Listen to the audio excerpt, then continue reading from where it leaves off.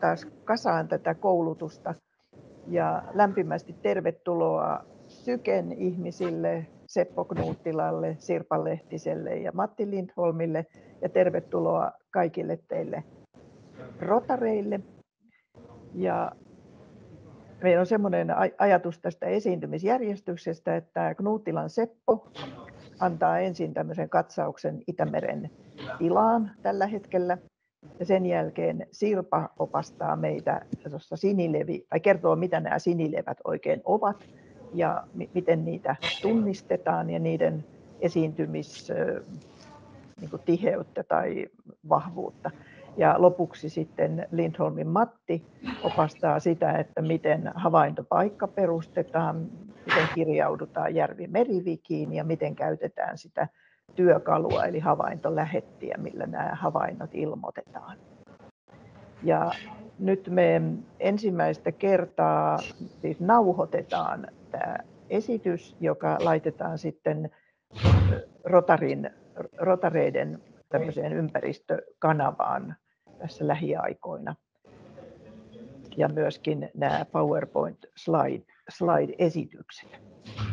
Mutta näin, tervetuloa. Lähdetään liikkeelle. Laitetaan kamerat pois ihan sen takia, että sitten tuo kaistaleveys ja mikrofonit myöskin laitetaan kiinni. Hyvä, Seppo, ole hyvä. Siis mun ajatuksena oli alun pitäen, että joku muu Sykestä olisi tällä kertaa kertonut kuulumisia Itämerestä, koska mä oon niin monta kertaa näistä asioista puhunut ja varmaan jo toistan itseäni, mutta tällä kertaa ei löytynyt muita vapaaehtoisia tänne puhumaan, niin jatketaan vanhalla moodilla. Mä Hannelelle sanoin, että mä kerron joistakin uusimmista tuloksista esimerkiksi Haranen osalta, mutta sivutaan joitakin vanhoja asioitakin. Ehkä kertaus on opintojen äiti näissäkin asioissa. No sitten viime koulutustilaisuuden on julkaistu uusia raportteja. Muun muassa viime syksynä tuli Helcomin kolmas tämmöinen Itämeren tilan kokonaisarviointi. Ja siitähän uutisoitiin hyvin laajasti kansainvälistä lehdistöä myöten. Tässä on noin summa summarum Itämeren tila tämän raportin valossa. Ja niin kuin näette, niin kovin paljon vihreitä ei näy millään alueella. Osa on kokonaan punaisella, vaaleammalla tai punaisella valtaosa sekä ihmisen aiheuttamista paineista että sitten vaikutuksista Itämeren tilaan, habitaatteihin, kaloihin, hylkeisiin, merinisäkkäisiin, siis pyöriäisiin, vesilintuihin. Vaikka tässä nyt Helcomkin on ollut olemassa jo 50 vuotta ja työtä on tehty, niin työt ei nyt ainakaan näytä olevan tämän raportin valossa niin kuin vähenemässä lähitulevaisuudessa. Niin kuin mä mainitsin, niin tämä raportti sai laajaa julkisuutta myös kansainvälisesti. Muun muassa brittiläinen The Guardian raportoi näistä tuloksista ja puhui synkistä tuloksista ja siitä, että kaiken tämän Itämeren tilan heikentymisen takana on ihmisen aiheuttamat toimet. Nyt tämän vuoden keväällä on ollut lausunnoilla Suomen meriympäristön tila 2024 raportti. Lausuntoja käydään edelleen läpi ja tämä raportti on kokonaisuudessaan tulossa sitten julkaistuksi tämän vuoden aikana, muistaakseni syksyllä. Mä nostin joitakin seikkoja tästä raportista nyt tähän esille, mitä siellä todetaan. Muun muassa se, että Suomen ravinnekuormitus Itämereen ei ole juuri vähentynyt 2000-luvulla, eikä vähennystavoitteita ole saavutettu.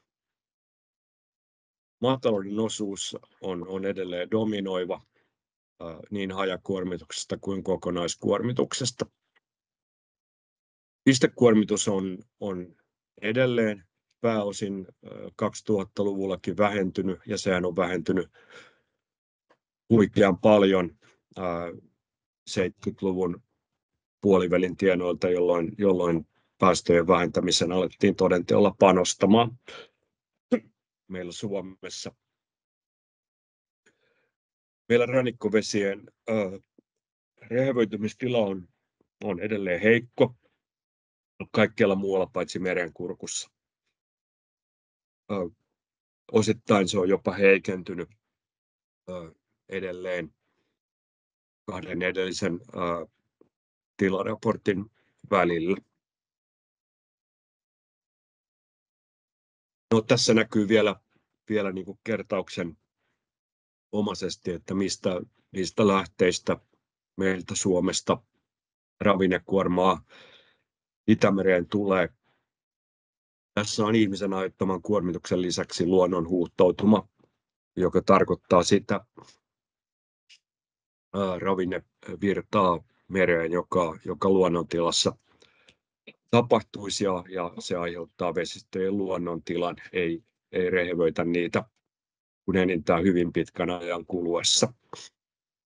Ja tästä näette, että maatalous on Suomessa sekä typen että fosforin osalta suurin ravinteiden lähde. Fosforin osalta selkeästi toiseksi suurin on metsätalous, jonka ravinnekuorma osuutta tarkasteltiin 4 vuotta sitten, ja sen seurauksena metsätalouden ravinnekuorma arvioitiin vähintään tuplasti niin suureksi kuin siihen mennessä oli arveltu. Ja metsätalouden fosforikuorma tällä hetkellä ylittää kaikkien muiden ihmisperäisten ravinteiden yhteismäärän pois lukien maatalous. Typen osalta toiseksi suurin ihmisperäinen lähde on laskeuma. Sielläkin metsätalous tulee kolmanneksi suurimpana.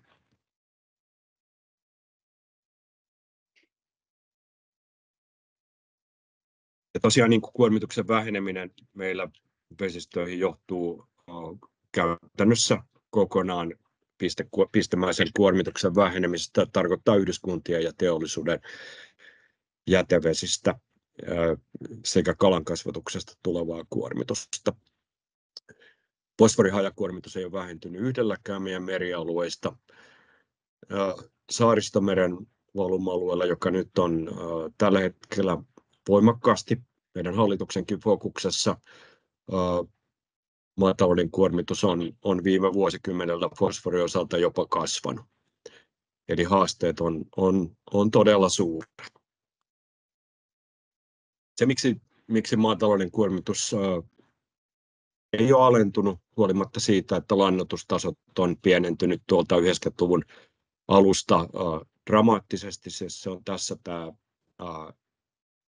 sininen johtuu siitä, että maaperässä on varastoituneena suuri määrä fosforia, ja tämä maaperäfosforiluku, joka on tuossa kuvattu noilla vihreillä vinoneliöillä, niin on vasta aivan hiljattain kääntynyt hienoiseen laskuun. Eli maaperässä riittää hyvin paljon fosforia edelleen huuhtoutumaan, ja tämä on se pääasiallinen syy, minkä takia me ei vieläkään nähdä selkeää käännettä maatalouden kuormituksessa alenevaan suuntaan. Tämänkin slaidin mä olen teille aikaisemmin näyttänyt. Tämä kertoo siitä, että missä fosfori on Itämeressä ja sen valuma-alueella. Ja vuotuinen kuorma on tuo hyvin kapea punainen segmentti, joka tuskin erottuu tuossa piirakassa. Se on noin 30 000 tonnia tässä arvioitu. Vesimassan koko Itämeren vesimassan fosforivarasto on noin 600 000 tonnia, mutta valuma-alueen peltoihin on kertynyt toisen maailmansodan jälkeen 40 miljoonaa tonnia fosforia. Eli tämä on se fosfori varasto, joka ylläpitää tämänhetkistä fosforikuormaa Itämereen suurelta osin. Sitten Suomen osalta ei todellakaan pidä unohtaa tätä metsätaloutta, johon aikaisemmin jo viittasin. Ja meillä metsätalouden osuus meidän merialueiden ravinnekuormista on suurin Perämeren valuma-alueella, jossa sen osuus ihmisperäisestä fosforikuormasta on muistaakseni 37%, maatalouden osuus on 44%, eli metsätalouden osuus ei ole paljon pienempi kuin maatalouden osuus sillä alueella. Ja sitähän suurelta osin taas selittää se, että meillä on ojitettu valtava määrä turvemaita, sekä soita että turvepohjaisia metsiä ja peltoja, nimenomaan tuolla Perämeren valuma-alueella. Tuossa toisessa karttakuvassa näkyy siis sinisellä ojittamattomat avosuot, sitten on suometsät, jotka on siis metsätalouden käyttöön ojitettuja soita, ja sitten turvepohjaiset maatalousmaaksi ojitetut suot. Ja nyt kun tänä keväänäkin on tiheään tahtiin uutisoitu tulvista Pohjanmaalla, niin osasyy myös näihin tulviin on se, että siellä on niin valtavasti ojitettu valuma-alueita, jolloin vesi lumen sulamisen aikana virtaa nopeasti pois näitä valuma-alueita. No, vaikka tilanne ei tänä päivänä vielä hirveän valoisalta näytä Itämeren suhteen, niin ollaan me kuitenkin huomattavaa edistymistä viimeisen 50 vuoden aikana saavutettu. Tämä otsikko on Helsingin Sanomista kesältä 1973. Oli hyvin laaja raportti Itämerestä otsikolla Likameri ja Itämeri on maailman saastunein vesistö. Vielä aika äskettäin Hesari teki myös jutun siitä, että millä sektoreilla me ollaan saavutettu parannusta, ja tässä artikkelissa oli mulle itselleni hyvin tuttu kuva Kotkan Karhulasta, Sunilan sellutehtaan purkuputken suulta vuodelta 1980. Mä oon itse siis kasvanut, viettänyt lapsuuteni ja nuoruuteni Karhulassa, ja tämä alue, jossa tämä Sunilan purkuputki oli tuttua retkeilymaastoa nuorena. Siis muistan hyvin elävästi, miltä täällä niin kuin näytti tilanne, ja näiltä osinhan me ollaan saavutettu valtavan hyviä tuloksia sitten noiden aikojen. Aivan samoin kuin jätevesiperäisen yhdyskuntakuorman osalta. Tässä grafiikassa on pääkaupunkiseudun Helsingin ja Espoon fosforikuorma. Voisiko sitä taustalla olevaa kolinaa vähentää siellä hieman?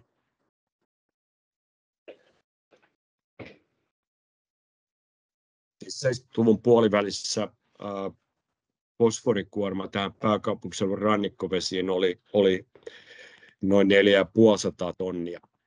Ja nyt 2020-luvun alussa ollaan alle 30 tonnissa. Ja sitten samaan aikaan asukasmäärä, joka on liittynyt jäteveden puhdistukseen, on noin kaksinkertaistunut tällä alueella. Eli tässä on myös niin kuin valtavan iso menestystarina, joka kyllä näkyy tässä Helsingin ja Espoon lähivesillä. Tässä on 1980-luvun alusta lähtien Helsingin Seurasaaren fosfori- ja A-klorofyllipitoisuus, joka siis kuvaa levämäärää, ja näette kuinka dramaattisesti nämä on alentunut sen jälkeen, kun jäteveden puhdistus tehostui, ja sitten vielä myöhemmin tälle merialueelle johdetut puhdistetutkin jätevedet johdettiin meriviemäriin tuohon Kateluodon edustalle ulkomerelle. Ja nyt itse asiassa tällä hetkellä Seurasaaren levämäärät ja fosforipitoisuudet hyvin pitkälle noudattelee sitä, mitä ne on Helsingin edustalla ulompanakin merellä, ja siihen lähinnä vaikuttaa sitten jo niin kuin ulkomeren yleinen rehevyystaso. Kaiken kaikkiaan siis koko Itämeren osaltahan ravinnekuormat on alentunut huikeasti sen jälkeen, kun käytännössä kaikissa jäsenmaissa on alettu puhdistaa jätevesiä tehokkaasti. Tässä on siis typpi sekä fosforikuorma. Fosforikuorma on alentunut jo tuonne 50-luvun alun tasoille. Typpikuormakin noin 1/3 huipputasoilta. Mutta Itämeren ominaispiirteistä johtuen niin vaikutusten näkymistä sitten saadaan vielä odottaa mahdollisesti jopa vuosikymmeniä.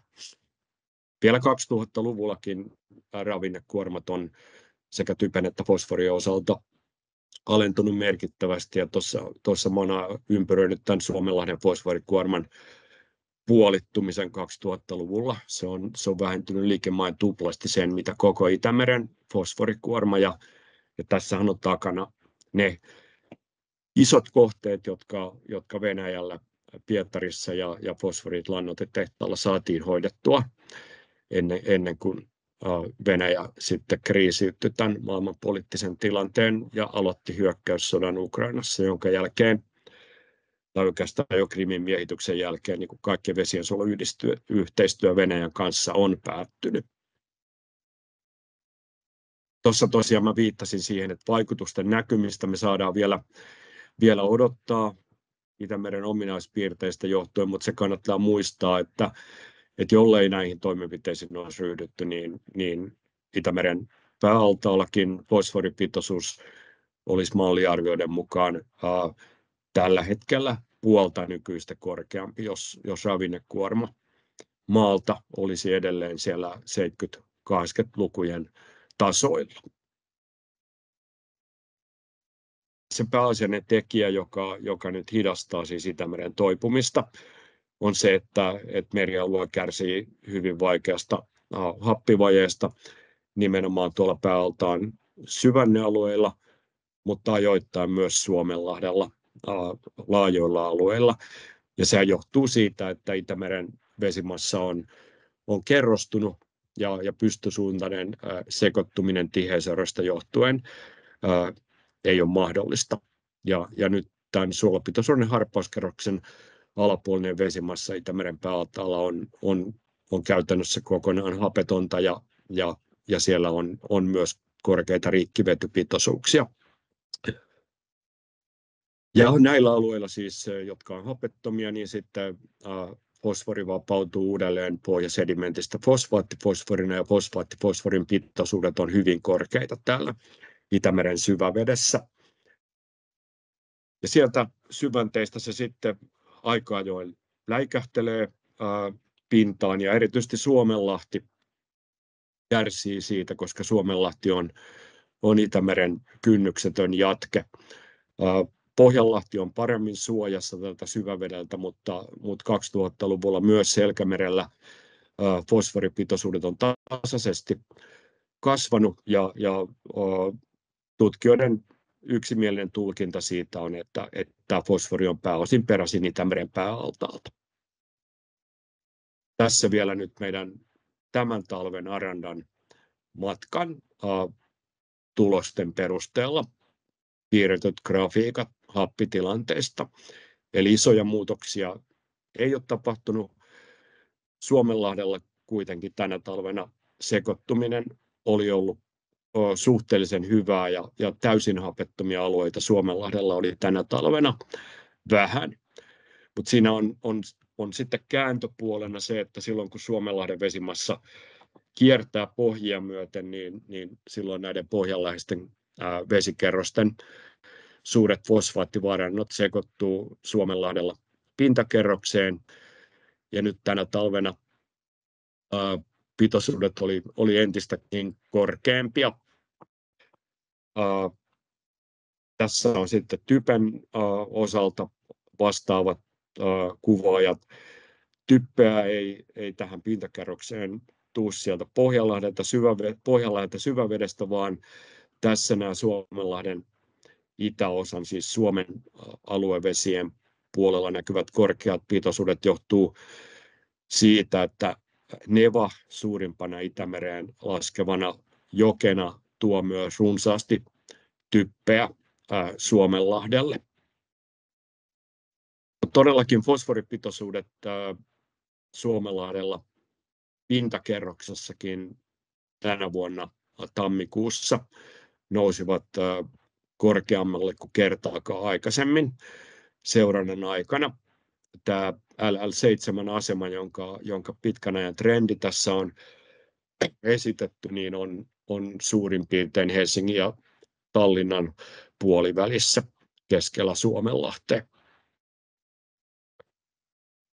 Ja todellakin se, että Suomenlahdella kehitys on tähän suuntaan mennyt, johtuu siitä, että Suomenlahti saa Itämeren pääaltaalta ajoittain tätä hapetonta vettä ja sen mukana suuria määriä fosfaattifosforia. Ja Itämeren pääaltaalla 90-luvun alusta lähtien niin happitilanne on enemmän tai vähemmän tasaisesti heikentynyt ja nyt ollaan likimain ennätystasoilla.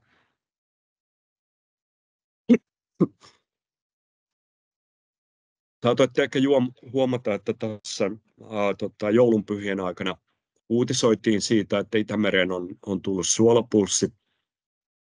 Saksalainen IOV-tutkimuslaitos siitä tuoreeltaan raportoi ja silloin niin kuin tuoreimmissa ensiarvioissa arvioitiin, että kyseessä voisi olla jopa tämän vuoden 2014 suuren suolapulssin kokoinen sisäänvirtaus, mutta se sitten kuitenkin lopulta päättyi hyvin nopeasti ennen vuodenvaihdetta ja sisäänvirranneen vesimäärän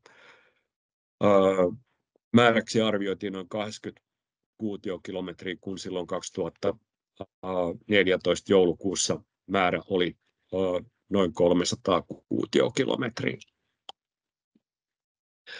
Eli tämän suolapulssin vaikutukset sekä hyvässä että pahassa jää niin kuin pienemmäksi kuin tämän edellisen ison pulssin. Happitilanteen paraneminen näkyy jo tammikuussa ruotsalaisten havainnoissa eteläisellä Itämerellä Bornholmin altaalla. Nyt sitten kesällä nähdään, että ulottuuko vaikutus ollenkaan pohjoisemmaksi Gotlannin syvänteelle asti. Suomen aluevesille vaikutukset tuskin tulee ulottumaan. Ja näihin suolapulssin negatiivisiin vaikutuksiin liittyy se, että silloin kun me saadaan Itämereen paljon uutta ja hapekasta vettä, niin vaikka se sitten osalla syvänteistä parantaa happitilannetta joksikin aikaa, niin se työntää kuitenkin edellään pohjoista kohti tätä vanhaa hapetonta ja hyvin raavinteikästä vesimassaa, joka sitten viime kädessä päätyy Suomenlahdelle. Ja tuolloin 2014 tämä ison pulssin vaikutus ulottui Suomenlahdelle vasta syksyllä 2016. Ja 2018 meillä oli vuosikymmenen pahin sinileväkesä ja siinäkin osittain oli taustalla se, että Suomenlahteen oli tosiaan pari vuotta aikaisemmin virrannut suuria määriä fosfaattifosforia. No Hannele pyysi minua kertomaan lyhyesti myös Itämeri-paneelista. Mikä on Itämeri-paneeli? Meillä varmaan monille on tuttu, tai lähes kaikille, ilmastopaneeli ja luontopaneeli, jotka meillä on siis valtioneuvoston nimittämiä ja molemmat on lakiin perustuvia toimielimiä. Sen lisäksi meillä on valtioneuvoston nimittämä kestävyyspaneeli ja sitten viimeisimpänä 2022 edellisen hallituksen loppuaika nimittämä metsät- ja biotalouspaneeli, jonka nimitti maa- ja metsätalousministeriö ja ympäristöministeriö. Mutta meillä siis Itämeri-paneeli on ollut olemassa jo vuodesta 2017. Sen taustalla on Helsingin ja Turun kaupungit ja Helsingin yliopisto sekä muutamat järjestöt, ja tutkimuslaitokset, jotka silloin näiden kaupunkien Itämeri-työn tueksi nimitti tämmöisen tieteellisen asiantuntijaelimen Itämeri-paneelin, joka pystyisi parhaiten tukemaan näiden kaupunkien Itämeri-työtä ja ponnisteluja oman merialueensa tilan parantamiseksi. Tämä on siis virallisesti paikallistason Itämeri-paneeli, mutta käytämme nimeä Itämeri-paneeli. Tässä on edustajia Sykestä, Lukesta, Helsingin yliopistosta, Turun yliopistosta, Åbo Akademiasta, Itä-Suomen yliopistosta ja sitten näiden Helsingin ja Turun kaupunkien lisäksi on muun muassa Luonnonsuojeluliitto ja Natura Milieu jäseninä. Puheenjohtajana Itämeri-paneelissa toimi sen nimittämisestä 2017 lähtien vuoteen 2022 asti Markku Ollikainen, joka oli myös ilmastopaneelin pitkäaikainen puheenjohtaja viime vuoden loppuun asti, ja minä aloitin sitten Itämeri-paneelin puheenjohtajana kesäkuussa 2022.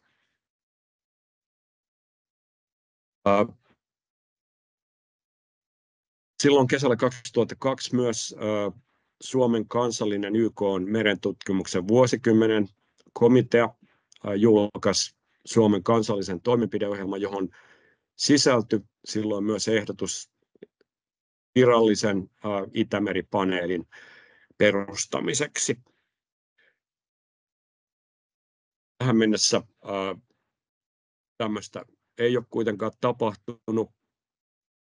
Nyt hiljattain hallitusohjelman kirjauksen, jossa siis oli kirjaus, jossa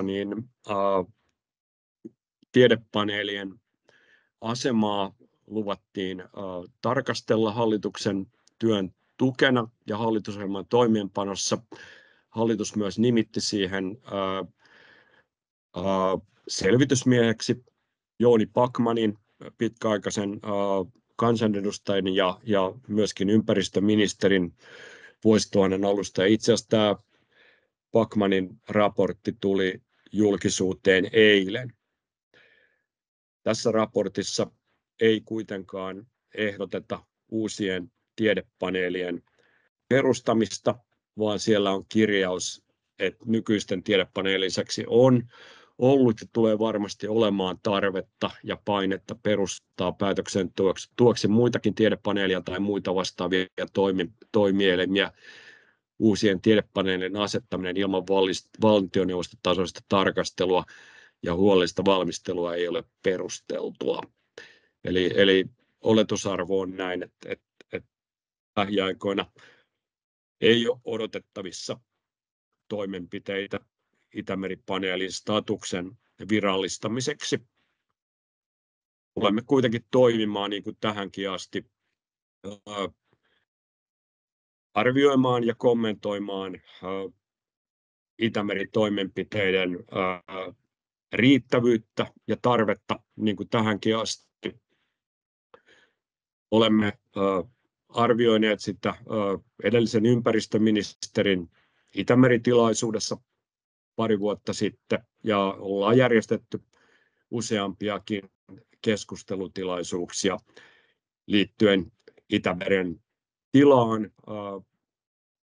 Myös ennen viime eduskuntavaaleja järjestettiin paneeli, jossa suurimpien puolueiden edustajilta tentattiin kantoja Itämeren suojeluun ja tarvittaviin toimenpiteisiin. Viime kesänä Porin Suomi-areenassa järjestimme keskustelutilaisuuden EU:n ennallistamisasetuksesta ja sen merkityksestä ja tarpeesta Itämeren tilan parantamisessa ja ravinnekuormituksen vähentämisessä. Ja nyt ihan viimeksi viime marraskuussa Tiedekulmassa Helsingin yliopistolla järjestimme keskustelutilaisuuden otsikolla "Kalastus jatkuu, miten käy silakan?". Ja tässähän oli taustalla se, että EU-komissio viime elokuussa ehdotti silakan kalastukselle totaalikieltoa Itämerelle tälle vuodelle, ja tämä aiheutti meillä hienoisen myrskyn viime syksynä, jossa hyvin voimakkaasti otettiin kantaa nimenomaan silakan kalastuksen jatkumisen puolesta. Meillä oli hyvin erityyppinen keskustelu sitten Ruotsissa, jossa painopiste oli selkeästi enemmän silakkakantojen turvaamisessa, kun Suomessa keskusteltiin lähinnä kalastuselinkeinon jatkuvuuden turvaamisesta. Ja tuossa meidän keskustelutilaisuudessa Tiedekulmassa olikin sitten sekä suomalaisia tutkimuksen edustajia että Ruotsin maatalousyliopistosta silakkakantojen tuntijoita, samoin EU-komission ja silakkaa hyödyntävän teollisuuden edustajia. Tämä keskustelu on siis edelleen nähtävissä tuolla YouTube-kanavalla, jos jotakuta kiinnostaa. No nyt ehkä loppukevennyksenä voi ottaa tämmöisiä tuoreita aiheita, jotka Itämereen liittyen tänä keväänä on ollut esillä. Olette ehkä huomannut, että meillä maaliskuussa keskustelitte jäällä, erityisesti tässä Helsingin lähialueilla havaittu musta mönjä, jota sitten toimitettiin jopa KRP-laboratorioon tutkittavaksi, kun alkuperästä ei ollut epäselvyyttä, ja tulkinta havaitsijoiden osalta oli se, että avannoista tunkee jäälle mustaa mönjää, jonka alkuperää ja koostumusta ei tiedetty. No itselle tämä ilmiö on tuttu ja joka keväinen, ja jouduin sitten palauttamaan tämän keskustelun oikealle raiteelle. Eli kysehän on ilmaperäisestä laskeumasta, joka talvella tulee lumen mukana jäälle, ja sitten kun keväällä lumet sulaa jäältä, niin hyvinkin vaikuttavan näköisiä laskeuman peräisen noen kertymiä kertyy jäälle, erityisesti avantojen läheisyyteen. Sitten toinen aihe, joka oli hyvin vahvasti pinnalla, olivat nämä hajut, joita havaittiin erityisesti täällä Helsingin lähialueella, ja mä nostan ne nyt tässä siksi esille, että näissä teorioissa tämän hajun alkuperäksi nostettiin myös Itämeren syvänteet, joista uumoiltiin purkautuvan rikkivetyä ja kulkeutuvan tänne rannikolle. Toisena teoriana esitettiin sitä, että Pietarin patoaltaalta olisi jäidenlähdön jälkeen kulkeutunut silloin vallinneiden itätuulten mukana tänne rikkivedyn hajua. Nämä kaikki teoriat Itämerta koskien itse tutkijana oli pakko kumota mediassa, koska tosiaan Itämeren päältaan syvänteiden rikkivetyä ei koskaan purkaudu rikkivetynä ilmoille, vaan jos sieltä rikkivetyä nousisi, niin se ehtii hapettua ennen kuin se saavuttaa ilman. Ja samoin tuo Pietarin patoallasteoria oli aivan tuulesta temmattu. Se on matala allas, jossa ei esiinny kerrostumista, joka olisi hapettomuuden edellytys ja rikkivedyn syntymisen edellytys. Mutta on mielenkiintoista, että tämmöisiä teorioita sitten syntyy, kun tämän tyyppisiä ilmiöitä havaitaan. Ajattelen, että mä lopetan nyt tällä kertaa tähän ja toivotan teille hyvää sinilevän havainnointikesää tämän helsinkiläisen harmaahylkeen kuvan kerran. Kiitoksia. Kiitos Seppo. Nyt tässä varmaan olisi mahdollisuus pariin kysymykseen, nopeaan kysymykseen, jos on kuulijoilla kysyttävää Sepolta. Toki mun puolesta voitte kysyä ja myöhemminkin lähettää kysymyksiä. Kaisu Annala, ole hyvä.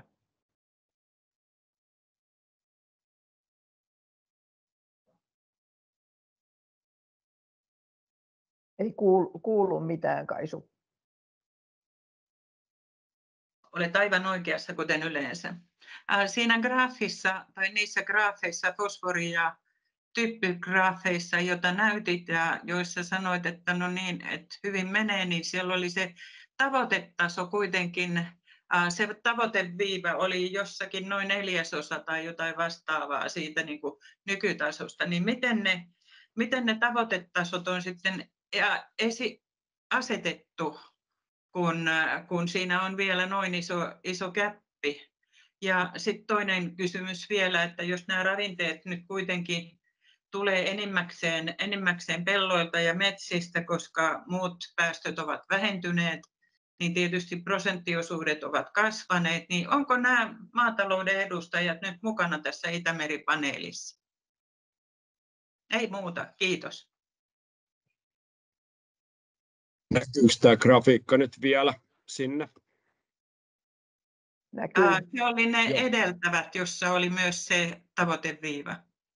Nämä, juuri se, mikä äsken oli. Se vilahti jo siinä. No, itse asiassa näissä grafiikoissa ei ole tavoiteviivaa. Oli siinä yhdessä, se jo vilahti uudestaankin. Vielä siihen suuntaan, mihin olit menossa varmaankin. Ei kun tuosta aloitettiin. Mä sanon hetki, kun mä näen.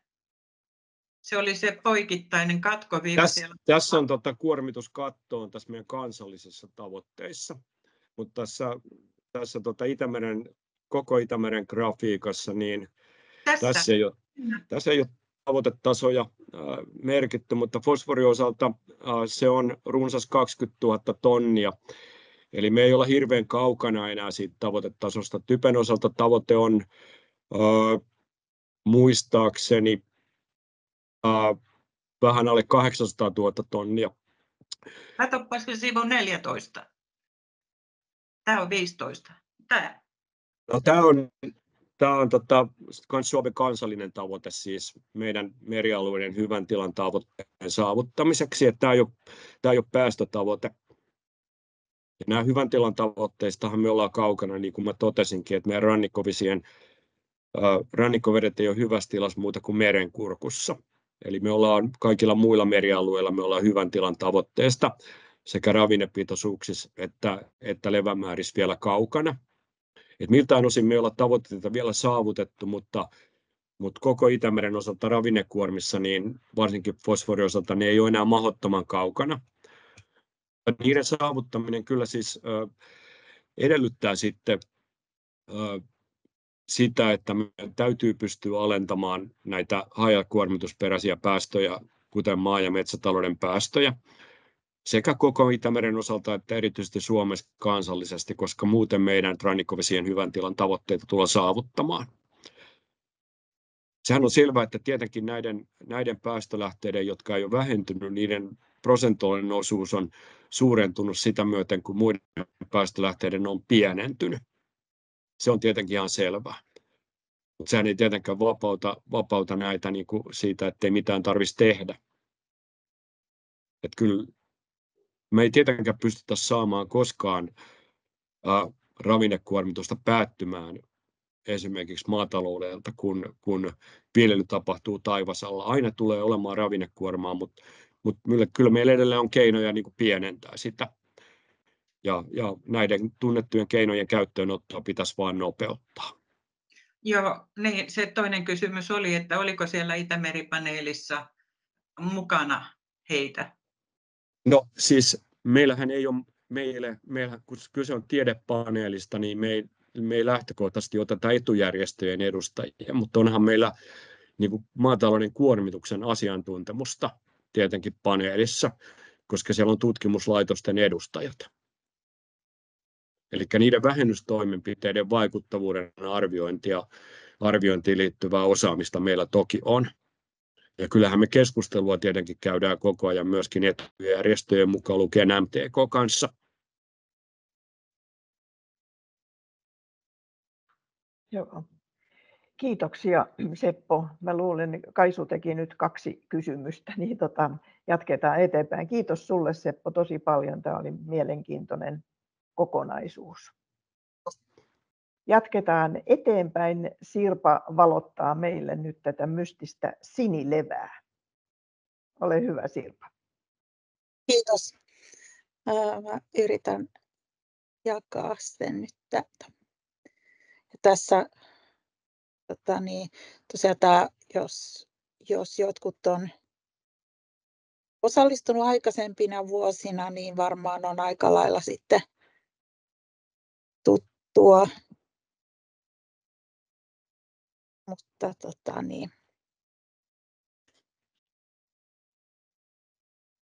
käydään kuitenkin läpi. Näettekö esityksen? Kyllä, näkyy hyvin. No niin, hyvä.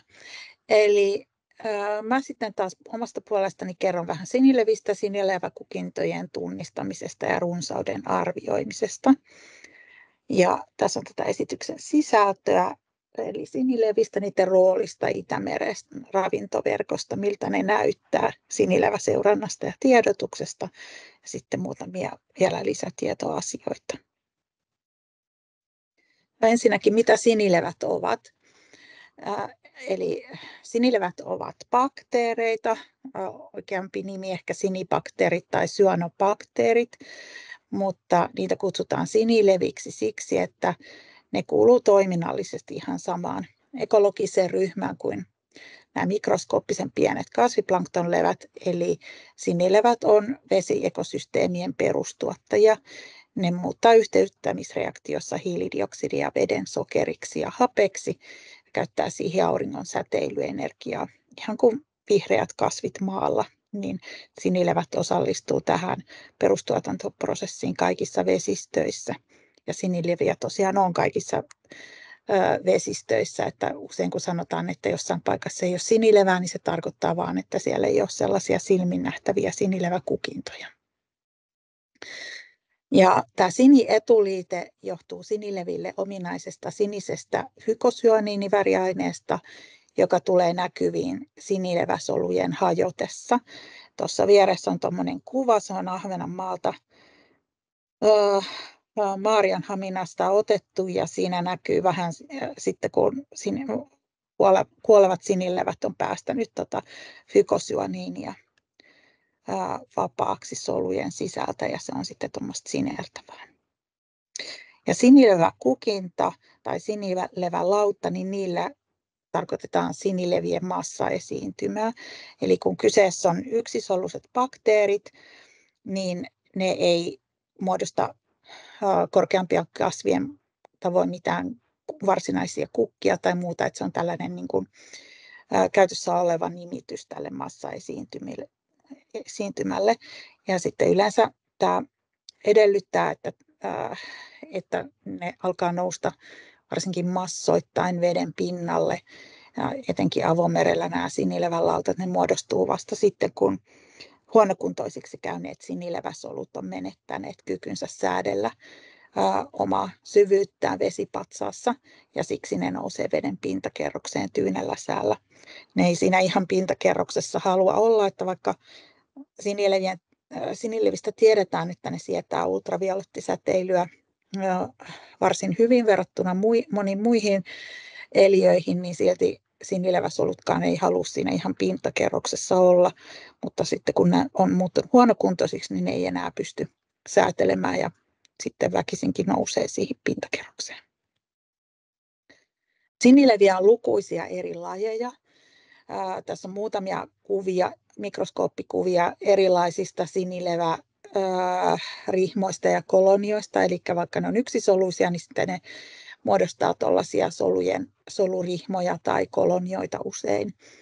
Ja niitä esiintyy ympäri maailmaa pääosin, mutta niin erityisesti niitä on järvissä ja murtovesissä, tai lähinnä näissä järvissä ja murtovesissä ne voi aiheuttaa tämmöisiä laajempia sinileväkukintoja. Itämerestä on tunnistettu tällä hetkellä noin 200 erilaista sinilevälajia, ja lajin tunnistuksessa käytetään mikroskooppia, toisinaan saattaa olla jopa geneettinen analyysi tarpeen. Ja sitten vielä siitä, että mitä ne tekee talvella, niin osa sinilevälajeista talvehtii leposoluina vesistön pohjasedimentissä, mutta osa taas ihan kasvullisina soluina siinä vedessä. Minkä takia sinilevät sitten on kiinnostavia ja miksi mekin nyt niiden tiimoilta tässä tavataan, niin sinileväkukintojen lisääntyminen on siis yksi ihmistoiminnasta aiheutuvan rehevöitymisen ilmentäjistä.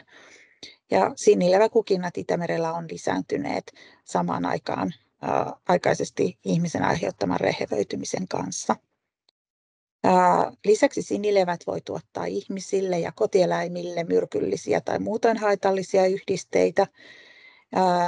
Toisaalta niitä on helppo havaita silmämääräisestikin, eli sen takia hyvin sopiva tällaiseen kansalaishavainnointiin.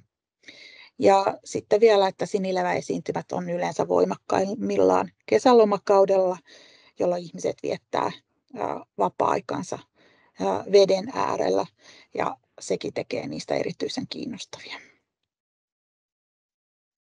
No, millaiset olosuhteet sitten suosii sinilevien kasvua?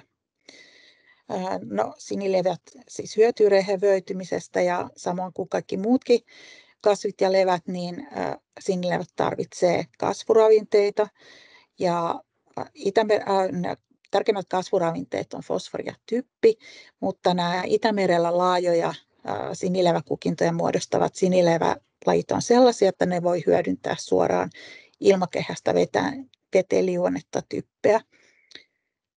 Eli sitten se on aika lailla se kesän tilanne siitä kiinni, että miten paljon niille jää kevään jälkeen käyttökelpoista fosforia sinne veteen, ja sitten miten vielä kesän aikana nousee tähän vesipatsaaseen lisää syvemmistä vesikerroksista tätä fosforiravinnetta. Ja sitten sinilevät hyötyy myös lämpötilan kasvusta, eli sinilevien solun jakautuminen kiihtyy lämpimässä vedessä. Sinileviä voi esiintyä kuitenkin myös viileän veden aikaan ja jopa talvella jään alla.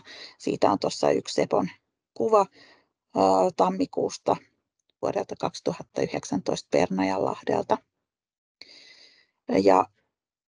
Ja sitten tosiaan vielä sitten, että pitää olla ravinteita ja lämpötilaa, niin sitten pitää olla vielä tyyni sää, jos edellytyksenä sille, että nähdään niitä laajoja sinilevälauttoja jotenkin avomerellä.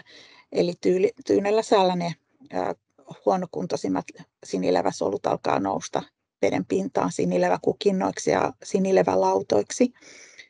Mutta jos on tuulisempaa ja vesi sekoittuu enemmän, niin sinilevät pysyy enemmän veteen sekoittuneena, eli sinilevien biomassa voi olla varsin suuri silti, vaikka ne ei muodostaisi sitä pintalauttaa siihen veden pinnalle. Eli tosiaan niin kuin tarvitaan ravinteita, lämpöä ja sitten tyyntä säätä, että näitä pahoja lauttoja muodostuu. Ja sitten joina vuosina, en muista nyt mikä vuosi se oli, kun oli tosi lämmin kesä, ja silloin ihmeteltiin vähän sitä lehdistöstä, että miten nyt ei kuitenkaan ole valtavia sinileväkukintoja, niin siihen vaikuttaa myös just se, että varsinkin lämpimällä säälläkin voi olla hyvin kerrostunut Itämeren pintavesi, ja silloin, jos sinilevät ja muut levät on jo kuluttaneet siitä hyvin paljon niitä ravinteita, niin pitäisi tulla jonkunnäköinen kunnollinen tuuli, joka nostaisi sitten taas lisää sieltä syvempää niitä uusia ravinteita sinilevien käyttöön. Ja sitten toisaalta siinä ei ihan sellaisia myöskään ihan pläkäpäiviä sitten sen edellytys olisi siis, että on lämmintä, sitten tulisi semmoinen hyvä tuuli ja sitten sen jälkeen tyyntä, niin sitten on hyvät edellytykset koville sinileväkukinnoille. No, näitä sinileväkukintoja Itämerellä on useimmiten yleisimmin heinäkuun puolivälin jälkeen ja elokuun alkupuolella. Nämä voi olla hyvin laajoja tai sitten oikein erittäin paikallisia. Etenkin rannikolla ja saaristossa voi olla ihan muutaman 10 metrin päässä voi olla sinilevä kukinta rannassa ja sitten ihan lähellä ei ole. Ja voi olla lyhytikäisiä tai pitkäkestoisia sinileväkukintoja. Etenkin rannikolla tätä on hyvin vaikea niin kuin yleistää laajemmille alueille usein, että saattaa olla niin paikallisia nämä ja esiintyä vain vähän aikaakin. Suomen läheisillä merialueilla sinileväkukinnat on tyypillisiä etenkin Suomenlahdella, Itämeren pääaltaan pohjoisosassa, Saaristomerellä ja Selkämerellä. Ja viime vuosina sinileväkukintoja on kuitenkin havaittu myös Merenkurkun ja eteläisen Perämeren avomerialueilla. Perämerellä rannikkoalueella sinilevähavaintoja tehdään käytännössä joka vuosi normaalistikin. Sinilevien roolista Itämeren ravintoverkossa voisi sanoa, että yleisesti ottaen kokeellisen tutkimuksen perusteella sinilevät ei ole ravintoverkon kannalta niin hyviä ravintoleviä kuin monet muut kasviplanktonlajit. Ja lisäksi ne on todettu laboratoriokokeissa jollain tapaa eri tavoilla haitallisiksi joillekin eliöille. Sitten taas jos katsotaan ihan seuranta-aineistoja, niin sinilevät ei kuitenkaan juurikaan vaikuta vaikuttavan Itämerellä samanaikaisesti esiintyvään kasvi- tai eläinplanktonyhteisöön. Ja Tukholman yliopiston tutkimuksen perusteella sinilevät ovat jopa pääasiallinen perustuotannon lähde Itämeren ravintoverkossa. No kuitenkin tämä ylimääräinen sinilevämassa, kuten muukin ylimääräinen orgaaninen massa, jota eliöt ei ole syöneet vesipatsassa, se vajoaa merenpohjalle, missä sen hajottaminen kuluttaa happea.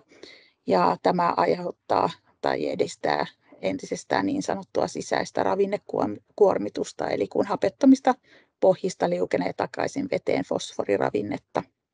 Ja lämpötilan kohoaminen pahentaa pohjien hapettomuusongelmaa entisestään. Tästä sinilevien haitallisuudesta tässä on muutama kalvo THL:n ohjeiden perusteella. Eli se pääsääntö on se, että Terveyden ja hyvinvoinnin laitoksen ohje on, että sinileväkukintaan tulee suhtautua aina siten, että se saattaa aiheuttaa terveyshaittaa. Ihmisillä on tietenkin erilaisia herkkyyksiä, että jotkut ihmiset on herkempiä saamaan esimerkiksi ihoreaktioita, eli ei voi yleistää, että jos itse ei ole saanut ikinä mitään oireita, niin sitten joku toinen saattaa saada siitä samanlaisesta vedestä oireita. Mutta tosiaan osa sinilevistä voi tuottaa erilaisia hermostolle vaarallisia hermomyrkkyjä ja maksaa vaurioittavia maksamyrkkyjä. Ja lisäksi voi tuottaa siis muita terveydelle haitallisia yhdisteitä, kuten juuri silmiä tai ihoa ärsyttäviä yhdisteitä. Ja näitä kaikkia ei välttämättä vielä tunneta. Oireista on kerrottu sellaista, että yleensä muutaman tunnin kuluttua altistuksesta alkaa ja kestää useimmiten muutamia päiviä. Voi sisältää pahoinvointia, mahakipua, ripulia, oksentelua, päänsärkyä ja lämmön nousua. Mutta Suomessa ei onneksi ole tiettävästi ollut ihmisten kuolemaan johtaneita sinilevämyrkytyksiä, mutta on ollut kuitenkin anafylaktinen shokki on ainakin todettu ja tajunnan menetys liittyen sinilevään. Koiria ja lehmiä on kuitenkin Suomessa kuollut sinilevämyrkytyksiin. Tässä on vielä lisää näitä Terveyden ja hyvinvoinnin laitoksen ohjeita siitä, että miten sinilevään tulee suhtautua. Eli ensinnäkään sinilevästä vettä ei saa käyttää juomavetenä. Uinnin jälkeen kannattaa peseytyä puhtaalla vedellä, eikä lapsia tai lemmikkieläimiä pidä ylipäätään päästä sinileväiseen veteen. Löylyvetenä ei missään tapauksessa kannata käyttää, koska ne myrkyt höyrystyy ja on sitten hengitettyinä jopa vaikeampia kuin ihoaltistuksen kautta. Mutta ei saa myöskään pesuvetenä käyttää. Sitten taas sinileväalueelta pyydettyjä rapuja ja kalanlihaa voi syödä, mutta kalan maksan käyttöä pitää välttää. Simpukoita tai kotiloita ei saa syödä, koska niihin myrkyt kertyvät. Ja sitten vielä näistä myrkkyjen mittauksista, että tarkka mittaaminen onnistuu vain laboratoriossa ja yleensä se kestää muutamia päiviä ja silloin se tilanne on jo saattanut muuttua. Että semmoinen niin kuin, sen takia tämä THL-ohje varmasti on se kaikista järkevin, että jos vesi näyttää epämiellyttävältä ja sinileväiseltä, niin kannattaa välttää sitten veteen menemistä. Ja sitten vielä oli tämmöinen ohje, että kotitalouskäyttöön tarkoitetuista talousveden puhdistusmenetelmistä ainoastaan käänteisosmoosi voi oikein toimiessaan poistaa vedestä levämyrkkyjä. Sinilevä näyttää siltä, että vedessä on vihertäviä tai kellertäviä hippusia tai pieniä tikkusia ja runsaana se näyttää maalimaiselta. Ja sinilevät runsastuu yleensä kesän edetessä. Alkukesällä saattaa esiintyä paljon siitepölyä, joka voi vähän hämätä siinä, että mikä nyt on siitepölyä ja mikä sinilevää, mutta siitepölystä voi myös huomata sen, että sitä on sitten muuallakin kuin järvessä, että sitä on rantakalusteella tai laiturilla. Ja tuossa on nyt muutama kuva tai 2 kuvaa, josta toisessa on sinilevää ja toisessa männyn siitepölyä, mutta aina se ei välttämättä ole ihan näin helppoa kuitenkaan erottaa, että siinä on myös hieman värieroakin. Tässä on vielä, että miltä sinilevä voi näyttää. Niin tässä on sitten talvisia ja syksyisiä kuvia, missä näkyy enemmän tätä fykosyaniinia, josta aikaisemmin olikin jo puhetta. Eli se on se yhteyttämispigmentti, joka vapautuu hajoavista solusta ja se voi värjätä vettä ja rantaa siniseksi tai turkoosiksi. Sitten on tällainen lasitesti ja keppitesti, jolla voi myös, jos mietitään, että onko tuo nyt sinilevää vai jotain muuta vihreää mössöä, mitä siinä vedessä on. Ja tämä keppitesti etenkin on sellainen, että monesti saattaa semmoinen rihmalevämössö näyttää kanssa vähän epäilyttävältä, että onko se sinilevää, mutta jos sitä nostaa kepillä ylös, niin siihen jää roikkumaan, niin kuin tuossa kuvassa näkyy, niin siihen jää roikkumaan vähän noita leviä. Ja sinilevät taas, kun ne on yksisoluisia, niin ne hajoaa veteen, että siihen ei jää tuollaista roikkuvaa pintaa. Ja sitten juomalasitesti, tai ei sitä nyt välttämättä juomalasia tarvitse laittaa, että joku läpinäkyvä astia tai tuommoinen astia, mihin laittaa vettä ja antaa seisoa noin tunnin ajan liikkumatta, niin sinilevät nousee pintaan. Tosin on niin kuin muitakin kyllä, jotka nousee, että ehkä niin kuin aina kannattaa kuitenkin miettiä sitten sitä, että vaikka aikuinen itse voisikin uida, niin jos siinä vedessä on jotain epäilyttävää, niin sitten miettii, että onko lasten tai lemmikkien syytä mennä sinne tai jonkun allergisen ihmisen. Ja tämä sinileväseuranta, missä rotarit on mukana, niin siinä on sitten tällainen neliportainen arviointiasteikko, jolla arvioidaan sinileväesiintymän runsautta. 0 tarkoittaa, että sinilevää ei havaita, ja tämä 0-havainto on ihan yhtä tärkeä kuin nämä kaikki muutkin havainnot, eli sen pohjalta tiedetään, että sillä paikalla ei ollut sinileväkukintaa.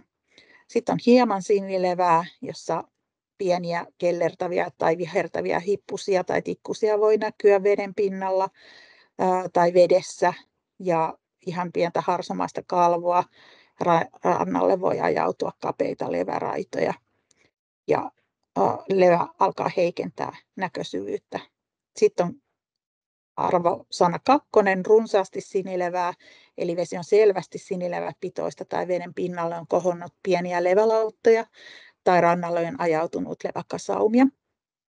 Ja vielä erittäin runsaasti sinilevää, jolloin sinilevä muodostaa laajoja levälauttoja tai sitä on ajautunut rannalle paksuiksi kasaumiksi.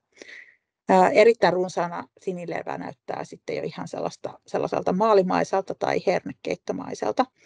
Ja tuossa on sitten vielä linkki tuonne Järvi-Merivikin sivulle, jossa on sitten vielä lisää tästä näin ja näitä kuvia ja sitä ohjetta siihen sinilevän tunnistamiseen.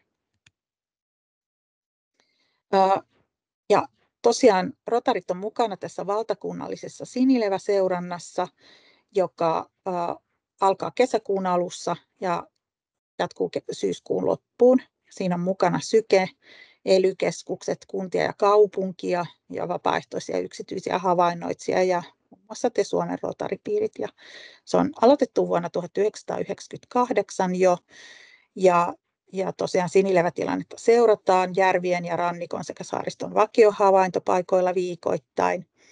Ja ne silmämääräisesti arvioidaan asteikolla 0–3 ja tulossa raportoidaan sinne Järvin merivikiin, mistä sitten Matti kertoo, miten se käytännössä tehdään se raportointi.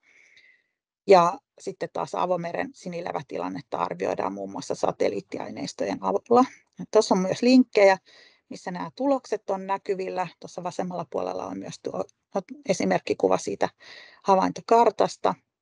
Ja tosiaan tuossa on tärkeää huomioida, että kaikkialla, missä tuolla on nuo pallukat, niin ne kertoo siitä, että missä sellainen havaintopaikka on, eli mistä meillä on tietoa. Ja kaikki muut rannat tai lahdenpoukamat, niin ne on sitten sellaisia, mistä meillä ei ole tietoa sinilevätilanteesta.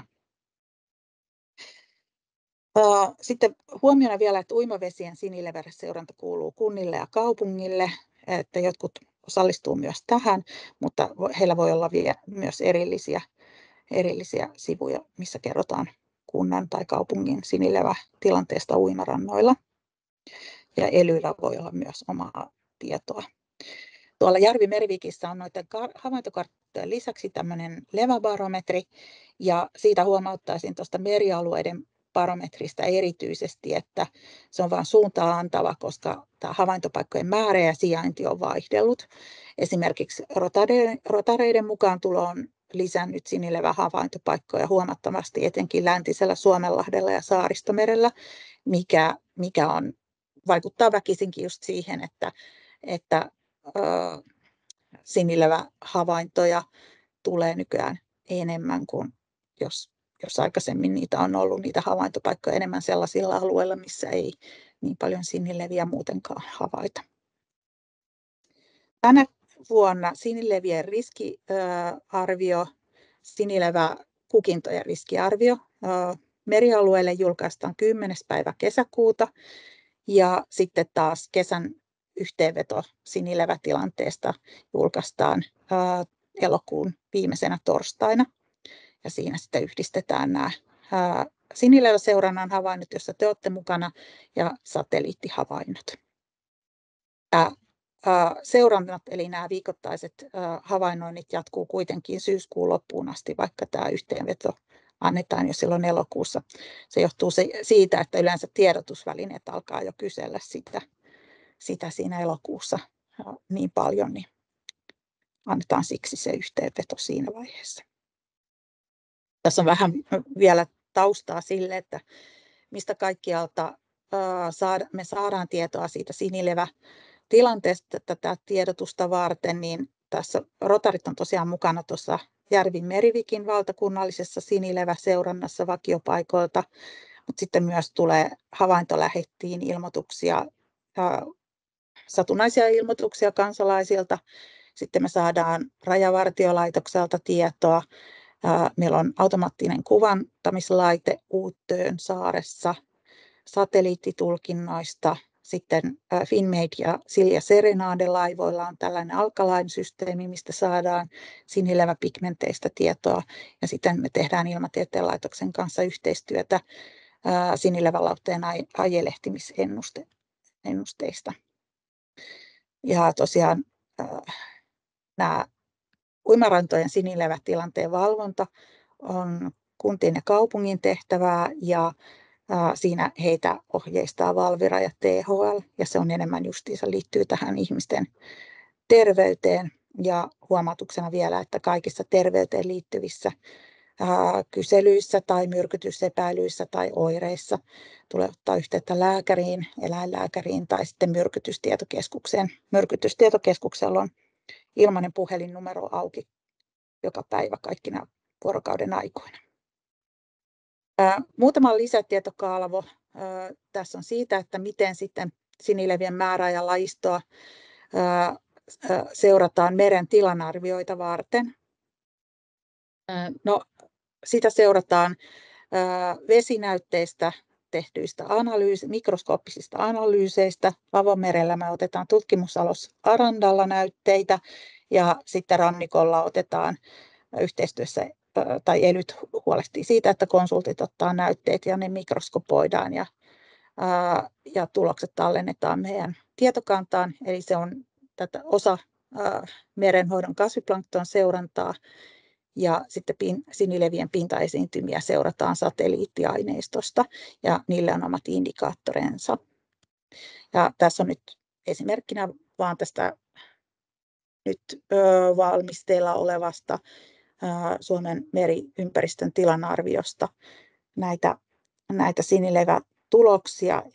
Sanon vaan lyhyesti, että siinä on avomeren osalta esimerkiksi tässä on katsottu näitä, että miten on edellisen ja tämän seurantakauden aikana sinilevien osuus muuttunut, niin niissä ei ole ollut merkittävää muutosta. Rannikko- ja saaristoalueilla on 2011-2022, eli edellisen ja nykyisen tilanarviokauden aikana, niin Saaristomerellä on sinilevien biomassassa ollut tilastollisesti merkittävää nousua. Vielä lisätietona, että on leväkukintoja muodostaa sinilevien lisäksi myös muut kasviplanktonlevät. Kevätkukinta keväällä voi värjätä vettä rusehtavaksi, mutta siinä on piilevät ja panssarisiimalevät päänäyttelijöinä. Ne ei ole samalla tavalla aiheuta mitään terveyshaittaa, vaikka eikä ne muodosta sellaisia pintaesiintymiä, vaikka se biomassa oikeasti on moninkertainen näihin sinileväkukintoihin verrattuna. Sitä vaan on vaikeampi huomata, kun ne on sekoittuneena veteen. Ja sitten muita haitallisia leväkukintoja voi muodostaa tai on muodostaneet täällä Suomen läheisillä merialueilla myös panssarisiimalevät ja tarttumalevät.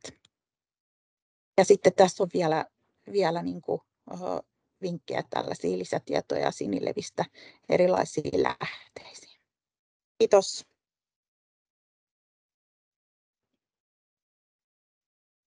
Kiitos Sirpa.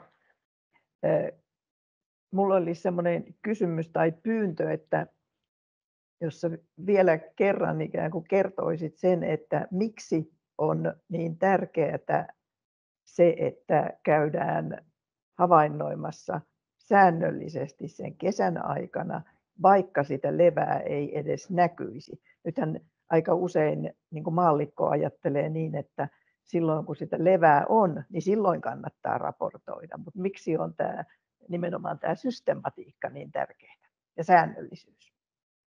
Joo, no se on niin tärkeää just esimerkiksi sen takia, että me saataisiin vähitellen se leväalueen tai tuon merialueenkin leväbarometri siihen kuntoon, että se näyttäisi enemmänkin niin kuin luotettavimpia arvoja, että siinä tarvitaan myös niitä tietoa siitä, että milloin ei ole ollut havaintoja. Sitten kun ihmiset lähettää näitä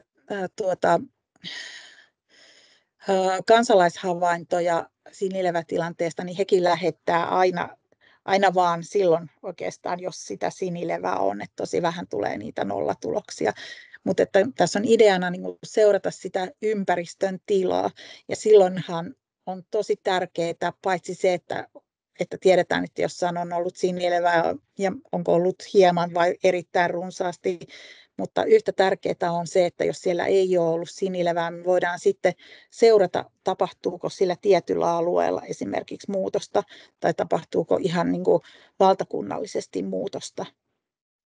Joo. Toivottavasti hyvään suuntaan jossain vaiheessa. Joo, aivan. Hyvä. Oliko muilla kysymyksiä? Ainakin tuolla keskustelupalstalla on. Siellä enemmän. Joo. Joo.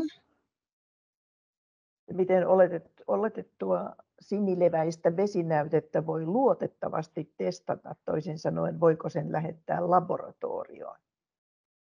No siis niitä on joitakin kaupallisia laboratorioita, joissa voi testata, mutta yleensä niissäkään ei välttämättä testata niitä kaikkia myrkkyjä, että sieltä saa sitten jostain tietystä myrkystä sen tiedon. Että se riippuu mitä siinä haluaisi ihan, että jos haluaa niin kuin tutkimusmielessä testata, niin silloin siinä tapauksessa tehdään kyllä ihan semmoinen niin kuin kunnollinen, mietitään se, että mitä kaikkea siitä halutaan tehdä, mutta silleen, että kansalaiselle, jos haluaisi vain omalta mökkirannalta testata, niin siinä ei välttämättä ole ihan sellaista, no itse en näe siinä semmoista hyötyä, mitä ehkä siinä niin kuin toivoisi saavansa. Ja sitten kyllähän ne laboratoriotestit aina maksaa kuitenkin. Joo, meidän rotareiden panoksessahan on nimenomaan tarkoitus, että se havainnointi tehdään silmämääräisenä, ei näytteenottojen kautta. Joo, että se on tässä idea, että tämä on silmämääräistä. Entä jos on täysin maallikkotarkkailija, miten uskaltaa käsitellä vesinäytettä? Ei tarvitse ottaa siis vesinäytettä. Kuka maksaa, jos testataan laboratoriossa? No siis tässä ei kuulu sitä laboratoriotestausta, eli jos nyt itse jostain syystä haluaisi testauttaa, niin joutuu itse maksamaan. Onko laboratoriossa tehtävästä testauksesta hyötyä? Ei tällaisessa, että se on ihan tutkimustarkoituksissa on sitten hyötyä. Mutta ei tässä seurannassa ole. Joo. Vastasinko? Onko lisäkysymystä? Ei ollut Liisa-Maija Laureenilla. Mä luulen, että kello on nyt 16.18, niin me varmaan voidaan jatkaa eteenpäin. Kiitos Sirpa sinulle taas jälleen kerran. Ja muille Kiitos. tiedoksi, että Sirpa piti englanniksi tämän saman esityksen tuossa rotareiden Itämeri-verkoston eli Basranin yhdessä ohjausryhmän kokouksessa. Ja jos joku tarvitsee näin niin kuin englanniksi näitä termejä selittääkseen esimerkiksi vaihto-oppilaille, niin mulla on se Sirpan esitys tallessa, että sen voi multa pyytää, jos haluaa englanninkielisiä termejä. Mutta kiitos paljon Sirpa. Kiitos. Ja hyvää leväkesää meille kaikille. Sitten Matti Lindholm, tervetuloa kertomaan sitten, että mihin nämä havainnot kirjataan, jotta ne päätyvät sinne Syken tietokantoihin ja tutkijoiden käyttöön ja barometrien käyttöön. Ole hyvä, Matti. Kiitos. Ilmeisesti näette ja kuulette minua nyt.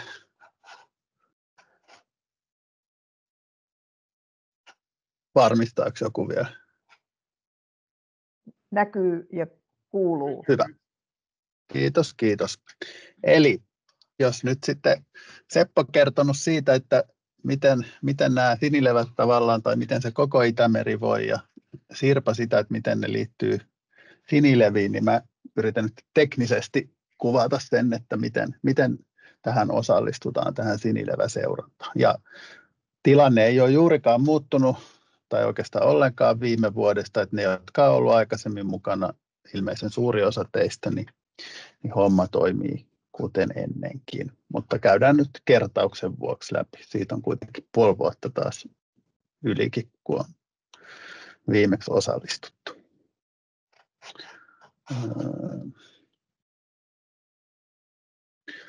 Eli käydään eka asiat, mitkä pitää saada kuntoon nyt ennen seurannan alkamista, ja sitten mitä tehdään sitten seurannan aikana. Ja ensimmäinen tärkeä tehtävä on, että on se käyttäjätunnus sinne Järvi-Merivikiin voimassa. Ja ne, jotka on ollut aikaisemmin, niin samat tunnukset, niin ne ei ole poistunut mihinkään, että ne on edelleen olemassa. Ja niillä on valmiiksi ne tarvittavat oikeudet, että voi osallistua siihen sinileväseurantaan. Jos on unohtanut sen tunnuksen tai salasanan, niin sen saa kyllä sieltä Järvi-Merivikistä haettua ja vaihdettua salasanan. Mä näytän kohta, miten.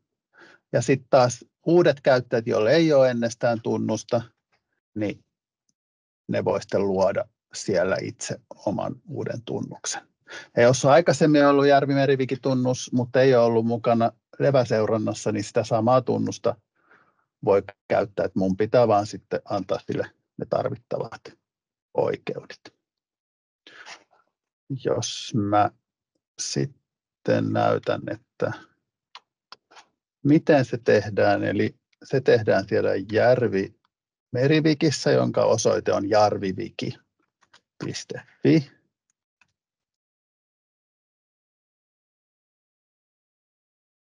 Tämän näköinen palvelu.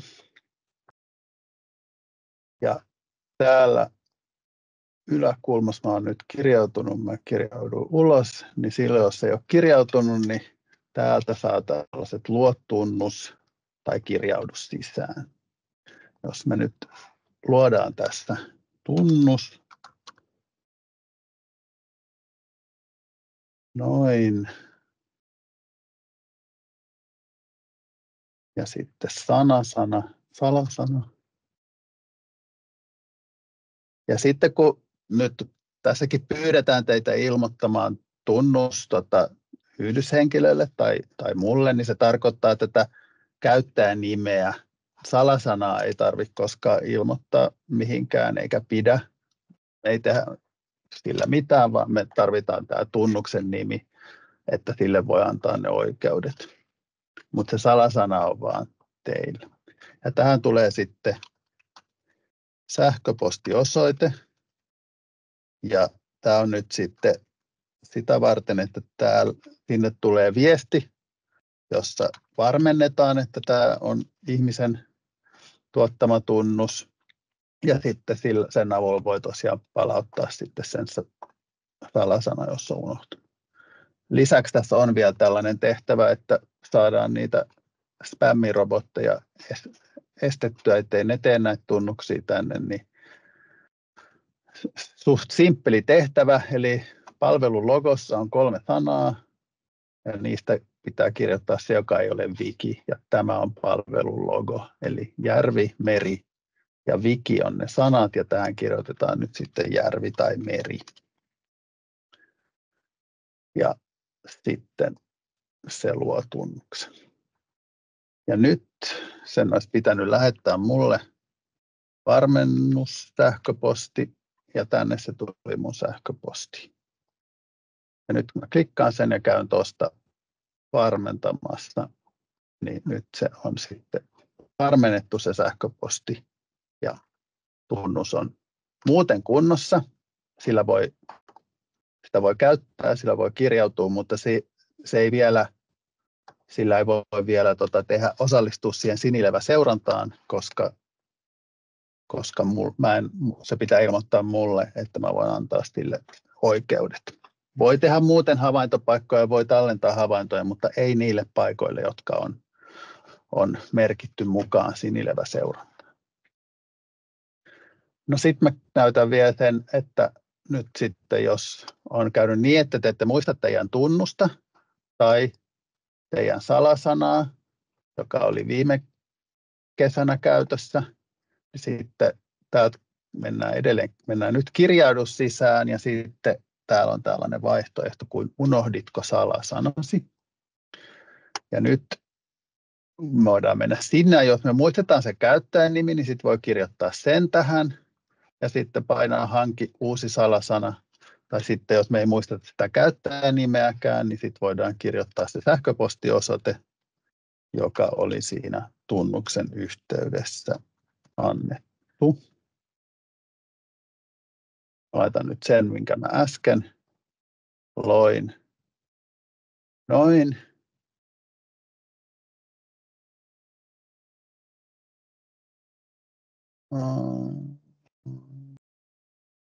Okay. Suostukaan tää nyt lähettää sen. Jep. Nyt tuli tänne tiedot siitä tunnuksesta. Nyt se kertoo, että mun käyttäjätunnus oli toi Rotary-koulutus. Ja sitten se antoi mulle tällaisen väliaikaisen salasanan. Ja nyt mä voin kirjautua tällä. Mennään nyt vaikka tällä väliaikaisella salasanalla. kirjaudu sisään, Rotary-koulutus, ja sitten mä kopioin sen väliaikaisen salasanan nyt ja sanon, että olet kirjautunut väliaikaisella, ja nyt mun pitää kirjoittaa sitten uusi salasana tähän.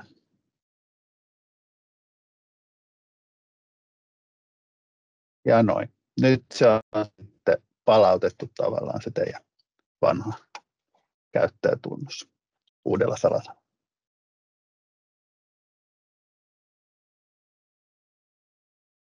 Ja tosiaan sitten kun teillä on selvä tämä, että joko se vanha käyttäjätunnus on taas toimii varmasti tai sitten olette luonut uuden, niin nämä ilmeisesti taas niin kuin aikaisempinakin vuosina, niin teidän piirin yhdyshenkilö kerää sitten tiedot niistä ja havaintopaikoista.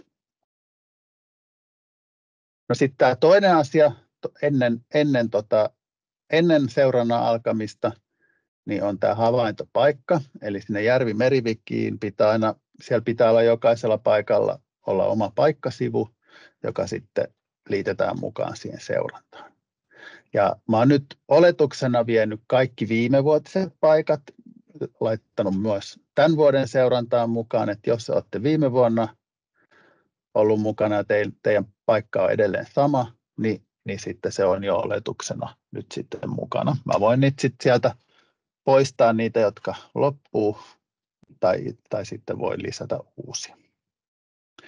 Ja uusi paikka pitää tosiaan luoda ja perustaa, ja sitten mä liitän sen mukaan sijaintiin. Ja se kannattaa nyt sitten, jos ei ole sitä paikkaa tiedossa, niin valita sitten sellainen, missä pääsee helposti siihen rantaan ja missä on avovettä, eli ei ole niin kuin liian suljettu tai liian niin kuin ruovikkoinen tai kaislikkoinen, että siinä pystyy jotenkin, että se edustaa vähän isompaa aluetta se paikka. Mutta tärkeää on toi kanssa, että se ei ole kauhean hankala matkan päässä, koska siellä pitäisi yrittää käydä niin kuin mielellään se joka viikko, mutta kuitenkin säännöllisesti. No sitten ne, jotka nyt perustaa uuden havaintopaikan, niin ennen kuin niin joko siihen on olemassa niin kuin monta tapaa, että sen voi perustaa itse sinne Järvi-Merivikiin ja sitten ilmoittaa mulle sen havaintopaikan nimen, että tällainen on nyt perustettu, että liitä mukaan seurantaan. Tai sitten mä voin perustaa sen, jos mulle toimitetaan tarkat tiedot, niin kuin tarkka koordinaatti, että se ei riitä, että se on joku tieosoite, koska se pitää laittaa kartalle niin tarkkaan kuin mahdollista siihen kohtaan, missä se havainnointi tehdään. Ja mä voin näyttää, miten se voi tosiaan perustaa tällä havaintolähetillä vaikka nyt heti sen paikan. Tämä koskee nyt sitten edelleen vaan niitä uusia paikkoja, että ne vanhat on siellä edelleen olemassa. Mutta katsotaan samasta havaintolähettiä, eli järviviki.fi kautta havaintolähetti, niin on tällainen verkkosivu, jonka avulla niitä havaintojen lähettäminen on niin kuin helpompaa. Niitä voisi syöttää tuolta ja paikkoja perustaa tuolla Järvi-Merivikissäkin, mutta silloin pitää tietää ensin, että etsiä se vesialue ja sitten sen alta luoda se paikka. Ja se on vähän helpompaa tällä, että tätä pystyy käyttämään suoraan puhelimesta, mutta se ei ole mikään asennettava sovellus, vaan verkkosivu. Ja täällä pitäisi nyt sitten, tätä kannattaa nyt sitten, tai pitää nyt sitten käyttää kirjautuneena sillä teidän tunnuksella. Tässä on nyt, kun mä tällä selaimella kirjauduin sinne Järvi-Merivikiin, niin sitten se oletuksena käyttää sitä samaa tunnusta nyt tässä havaintolähetyksessäkin, mutta jos käyttää esimerkiksi puhelimessa, niin sitten se tietenkään sitä muista, mutta paitsi sitten seuraavalla kerralla. No sitten puhelimesta todennäköisesti osaisi paikantaa teidät, mutta perustetaan nyt sitten havaintopaikka johonkin tähän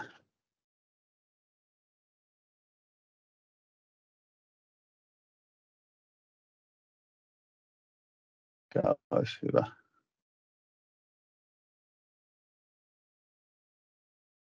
Tuohon vaikka.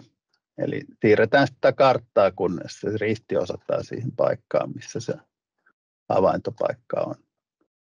Ja nyt seuraava, mennään aina eteenpäin seuraavalla, ja sitten uusi havaintopaikka. Tässä voi testata tätä havaintolähettiä, että valitseekin tässä testi, niin sitten kaikki havainnot, mitä lähetetään, niin ne menee sellaiseen testihavaintopaikkaan, että ne ei vaikuta oikealta havainnoilta. Ja sitten keksi sille se nimi, ja nyt on sovittu, että kaikki Rotarien sinileväseurannassa mukana olevien paikkojen niin nimi on niin kuin Rotarien, oliko se sinileväseuranta, toivottavasti. Ja sitten sulkeista joku havaintopaikan tarkempi nimi, oliko siinä, mikä saari siinä nyt oli, mä en enää muista, mutta joku saari X tai niemi tai lahti tai joku, mikä siinä vesialueella tavallaan erottaa sen muista paikoista. Vesialue on nyt nimeltään tässä tapauksessa Porvoo, Helsinki, merialue. Ja sitten eteenpäin, tässä on nyt havaintoaika, tämä on ihan sama prosessi, siis jos te tallentaisitte se havaintoa, ja tässä on nyt oletuksena se nykyhetki. No nyt on sitten, jos haluatte suoraan perustaa sinne sen havaintopaikan, mulle kaikki tiedot siitä, niin sitten tähän pitäisi laittaa tällainen, oli nyt, mulla oli luki kalvoissa Rotari 2024, mutta itse asiassa se voisi olla pelkkä Rotarikin ilman sitä vuosilukua.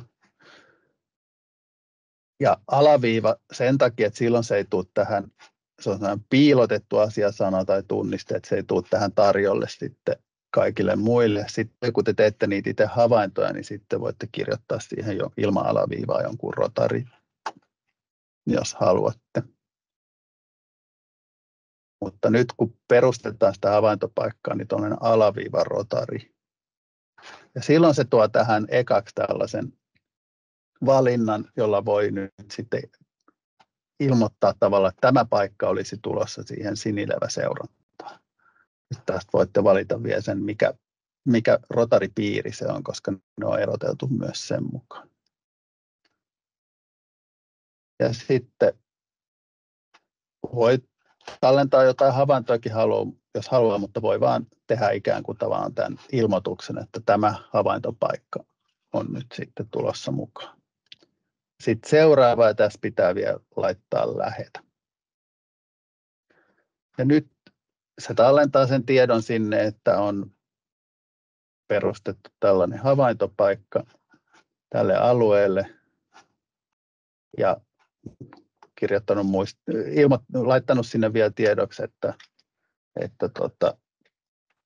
olisi tulossa mukaan. Ja mä voin sitten katsoa tällaiselta piilotetulta sivulta, paitsi että joo.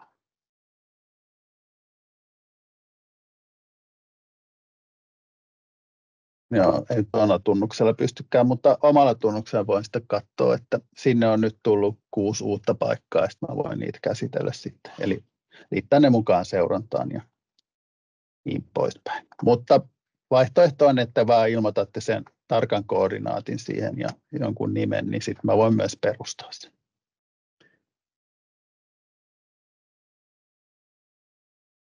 Ja tosiaan se tieto siitä havaintopaikasta, joko sen nimi, jos se on perustettu itse tuonne Järvimeriwikiin tai sitten koordinaatit, niin toimitaan sen tunnuksen kanssa sinne yhteyshenkilölle, joka sitten lähettää ne mulle niin kuin kootusti, että ne tulee vähän silleen ryppäinä, niin mun on helpompi sitten käsitellä niitä. Mutta jos on ongelmia, niin sitten voi mulle laittaa suoraankin viestiä, että mä en nyt saa sitä tunnusta. Salasanaa on olla tai havaintopaikan perustaminen ei onnistu, niin pystyn kyllä sitten auttamaan.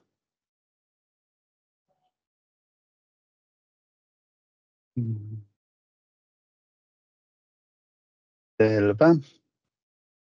No sitten seurannan aikana. Seuranta tosiaan tehdään niin, että käydään kerran viikossa, maanantai ja keskiviikko, siellä tekemässä se havainto. Ja vain kerran viikossa, koska tämä seurannassa niin kuin tavallaan ajatus on, että niitä tulee niin kuin, niitä havaintoja silleen ennalta päätetysti, eikä niin kuin sen levätilanteen mukaan. Eli koska siitä lasketaan se leväbarometri, jota Sirpa näytti, niin jos yhdestä paikasta, jossa sattuu olemaan tosi paha levätila, niin jos siitä tehtäisikin sitten seurattaisiin sitä tavallaan, tehtäisiin 10 havaintoa sen viikon aikana, niin sitten se laskisi, vääristäisi sitä leväbarometrin laskentaa. Ja sama idea siinä on, että miksi ne nollahavainnotkin on tärkeitä, että jos siellä ei ole levää, sitä ajatellaan, että ne ei jaksa ilmoittaa, niin sitten se tavallaan pahentaa sitä leväbarometriarvoa, koska siihen lasketaan mukaan ne nollahavainnotkin. Eli leväbarometri on tavallaan keskiarvo näistä levähavainnoista suhteessa niihin nollalevää havaintoihin. Ja sitten tehdään se arvio siitä levätilanteesta sen Sirpa-ohjeiden mukaan. Ja ne havainto sitten voidaan tallentaa tuolla havaintolähetillä samalla tavalla kuin mä näytin äsken, että miten se havaintopaikka perustetaan. Mä näytän vielä. Eli se tehdään taas kirjautuneena. Ja nyt kun te olette ekan kerran joko perustanut sen havaintopaikan tai tehnyt ekan havainnon syöttänyt sille, niin sitten se näyttää tässä ne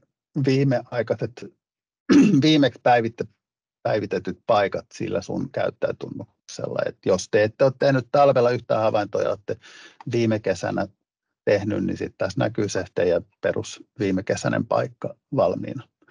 Eli sitten ei tarvitse mennä sinne kartalle sitten enää joka viikko, vaan sitten vaan valitaan tästä se oma paikka ja mennään seuraavaan. Niitä voi tosiaan olla useita, tuossa voi näkyä 10 muistaakseni. Sitten on taas se päivämäärä. Ja nyt tosiaan ei tarvitse sitä tunnusta enää, mutta tuohon voi, jos haluaa jonkun oman ikään kuin hashtagin laittaa, tai jos teillä on joku yhteinen, niin se on ihan sallittu. Ja sitten se näyttää nyt näitä. Nyt se ei näytä sitä, ei ilmoittaudu rotareiden sinileväseurantaan, koska ei laitettu sitä hashtagia, mutta täältä löytyy sitten sinilevätilanne ja täältä sitten valitaan se, että nyt ei varmaan ole valmis. Sitten jos haluaa, niin tosiaan pintaveden lämpötila voi olla ihan hyvä ilmoittaa. Ja näitä muita sitten, jos niitä pystyy mittaamaan tai jotenkin, niin voi. Ja valokuva voi lisätä siis sekä tänne sinilevätilannehavainnon lisätietoihin. Tänne voi lisätä kuvan, jos käyttää tätä puhelimella, niin tästä pystyy suoraan avaamaan sit puhelimen kameran. Tässä tietokoneessa nyt ei onnistu. Ja ottaa kuvan. Eli jos siihen sinilevätilanteeseen liittyy joku kuva, niin sitten täältä mielellään ikään kuin tämän havainnon lisätiedoista. Ja ainakin Sirpa muistaakseni on sanonut, että olisi kyllä hyvä, kun niissä olisi kuva silloin, varsinkin kun on sitä sinilevää. Ja sitten tämä valokuva tarkoittaa ehkä tällaista yleiskuvaa siitä paikasta, että jos haluaa siitä paikasta laittaa kuvan, että tämän näköinen paikka se on, niin sen voi laittaa tähän. Ja sitten taas eteenpäin ja lähetä, ja nyt se sitten lähetti sen sinne havaintopaikkaan, ja tämä on nyt se havaintopaikka siis täällä Järvi-Merivikissä, ja sitten se tekee tänne tällaisia graafeja niistä havainnoista, että tässä on nyt pintaveden lämpötila, ja sitten sinilevätilanne.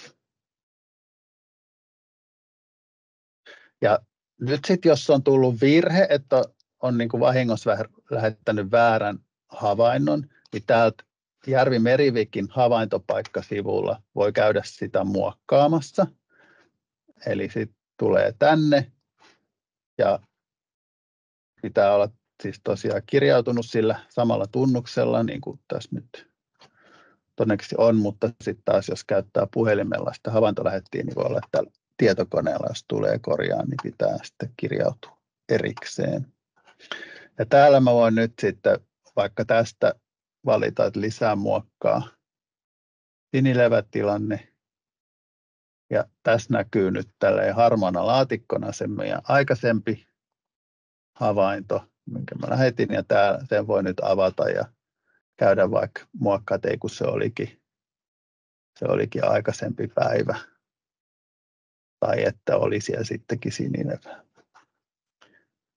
Sitä voi muokata, kunnes se on siirtynyt täältä arkistoon. Ja nyt siinä on oletuksena, että se siirtyy kuukauden lopussa. Mutta tästä voitinkin valita jonkun muunkin. Mutta sitten kun ne on siirtynyt arkistoon, niin sitten te ette voi enää muokata. Sitten voi vaan minä muokata sitä.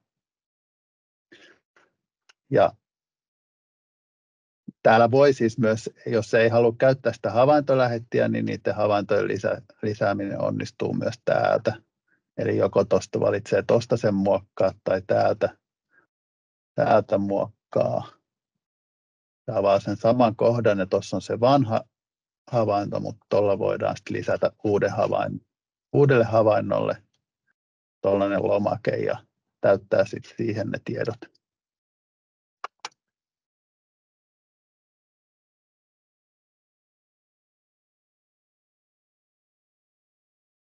Noin. Ja nyt silloin täällä kaksi havaintoa eiliselle ja tälle päivälle. Mutta tämä oli nyt aito havainto ja se meni nyt tonne, niin mä taidan nyt poistaa noin, koska joku luulee, että siellä on levää tuolla merellä. Niin nyt tästä mä pystyn poistamaan nämä havainnot ja tallenna sivu. Noin. Poistaa vielä toi.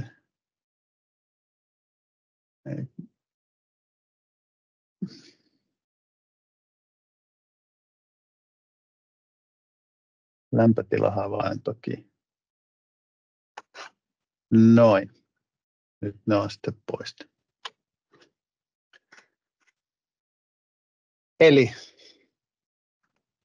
teoriassa helppoa, mutta sitten se aina voi olla, että se ei muistakaan, mutta teillä muistaakseni on ihan hyvät ohjeet ja voidaan niitä vielä katsoa, että ne sitten toimii käytännössä.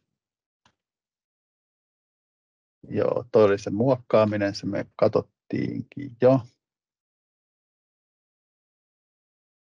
No sitten sinne, niin kuin sanoin, niin sinne sinileväseurannan kuuluu, että se havainto tehdään kerran viikossa. Ja silloin maanantai ja keskiviikko, aikaisintaan maanantaina sen takia, että olisi suht tuoreita sitten torstaina ja viimeistään keskiviikkona sen takia, että torstaina tosiaan tehdään se sellainen arvio siitä viikon sinilevätilanteesta. Ja, eli kai voisit sanoa, että teoriassa olisi paras, että se olisi keskiviikkona tehty se havainto, jolloin se on mahdollisimman tuore silloin torstaina. Mutta viimeistään keskiviikkona, jotta ne ehtii mukaan sinne koosteeseen, katsaukseen. Muita havaintoja kuin sinilevähavaintoja, esimerkiksi sitä lämpötilaa tai näkösyvyyttä, niin niitä voi tallentaa sille samalle havaintopaikalle niin kuin ihan periaatteessa kuin paljon vaan ja kuin usein tahansa. Niistä ei lasketa mitään sellaista leväbarometria tai sen tyyppistä tietoa, niin sillä ei ole niin kuin väliä. Mutta ne tuo lisäarvoa siihen, esimerkiksi lämpötila siihen, että voi tulkita, että onko todennäköistä, että sinilevä tästä vielä runsastuu vai ei. jos niitä sinilevähavaintoja haluaa tehdä useammin siitä suurin piirtein samalta paikalta, niin sitten voi perustaa siihen toisen havaintopaikan siihen johonkin lähelle ja sinne, jota ei liitetä mukaan sinne sinileväseurantaan, eli sitä ei ilmoiteta mukaan siihen, niin sitten sille paikalle voi tietenkin tehdä sitten niitä havaintoja vaikka joka päivä, jos haluaa. Eli se kerran viikkoa koskee nyt sitä sinileväseurantaan liitettyä paikkaa.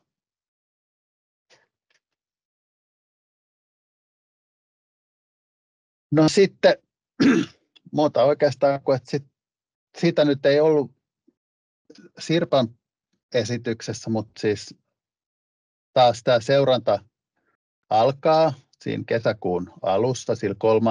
päivä alkavalla viikolla, eli viikko 23 tänä vuonna. Me ei välttämättä, jos ei ole tarve, niin julkaista niitä viikkokatsauksia ennen kuin juhannusviikolla, mutta se on tärkeää, että sitä tietoa kertyy kuitenkin jo silloin kesäkuun alusta. Ja sitten se jatkuu syyskuun loppuun.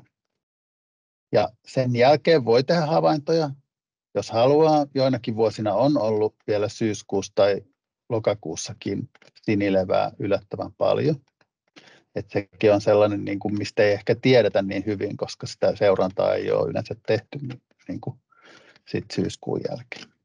Ja sitten talvella voi tietenkin seurata muita asioita, jäätilannetta tai jäätymistä. Ja niitä voi tallentaa sille samalle havaintopaikalle, jos haluaa. Ja sitten taas ensi vuonna, todennäköisesti kesäkuussa, niin mukana nämä nyt käytössä olevat paikat oletuksena, että mielellään sitten jatkatte silloin taas. Mutta jos joku paikka jää pois nyt tälle vuodelle, esimerkiksi jotain sitten ensi vuoden, niin sitten se merkitään tuonne entiseksi havaintopaikaksi ja säilyy arkistona. Ja sen voi ottaa käyttöön myös sitten myöhemmin, että se ei haittaa, vaikka joku vuosi jää välistä, niin siitä on kuitenkin hyötyä tällaisena historiallisena tietona, että paljon sitä levää on aikaisemmin ollut ja paljon sitä on nyt. Eli yhteenvetona tarkistan nyt mahdollisimman nopeasti, että järvi-meriveki-tunnuksesi toimii, tai sitten jos sulla ei ole sellaista, niin luo uusi. Ja siinäpä se kokeile, että se toimii tuolla joko järviviki.fi tai sitten siellä havaintolähetissä, kun sillä kirjautuu. Ja jos se ei toimi, niin sitten koittaa sieltä järviviki.fiistä saada uuden salasanan tai selvittää, että mikä se tunnus oli. Ja sitten jos aloitat havainnoinnin uudessa paikassa, niin sitten sen havaintopaikan voisi perustaa sen havaintolähetin avulla. Ja siinä jos käytti sitä rotari aihesanaa, niin sitten se antoi vielä sellaisen lisäkentän, millä voi ilmoittaa, että tämä on nyt nimenomaan ilmoitus liittyä siihen seurantaan. Ja sitten ilmoitatte, mitä nyt sitten Hannele ehkä kertoo tai on kertonut, että miten nämä kerätään tai kuka kertoo, että nämä tiedot seuraajista ja havaintopaikoista, mutta ilmeisesti jotkut yhdyshenkilöt, joille ne ilmoitetaan, jotka sitten ilmoittaa mulle suoraan.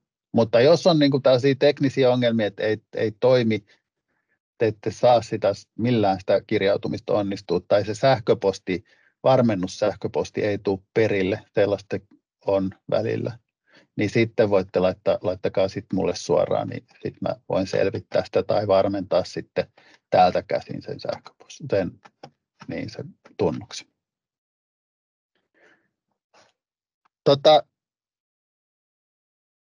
No niin, aika alkaa olla lopussa. Mä oon valmis. Mulla on vielä tällainen ylimääräinen ilmoitus. Mä en tiedä, multa on tiedusteltu, että löytyisikö osallistujaa tällaiseen paneelikeskusteluun, ja mä lupasin kysyä rotareilta, että voisiko jotain kiinnostaa. Eli Tieteen päivät ensi vuoden alussa, niin Siellä järjestetään tällainen paneelikeskustelu kansalaistieteestä. En haluaisi sinne muutama osallistujan, jotka on niin kuin tällaisia nimenomaan kansalaisia, jotka ovat osallistuneet johonkin kansalaistiedeprojekteihin. Et se ei vielä tiedä tarkkaa päivää, mutta 8-12 ja noin tunnin keskusteluja Helsingissä. Lupasivat maksaa matkakulut ja sitten pienen 150 € palkkio, jos niin kuin ei ole kuulu johonkin työtehtäviin tämä.